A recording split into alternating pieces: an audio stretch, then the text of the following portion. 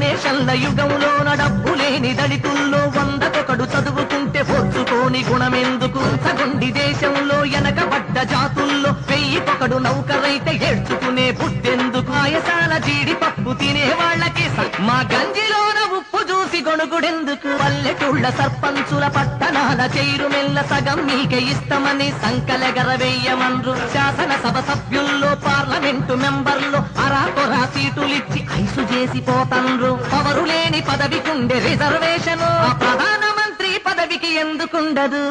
ముఖ్యమంత్రి పదవికైనా ఎందుకుండదు? పండుకున్న భూముల్లో 80% మీవే, మిల్లుల్లో మిషనుల్లో 3 మీకిందే. రూపాయ కట్టలన్నీ మీ ఇనపా పెట్టెలందే. బంగారం వెండంత మీ మెడకే మీ కాళ్ళకే. 80% మంది ఎండుకొని చస్తుంటే 20% మీరు దండుకొని బతుకుతాం. మా చదువులు మా కొలువులు మీకు ఇస్తాము, మీ సంపదలో రిజర్వేషన్ మాకు ఇస్తారా?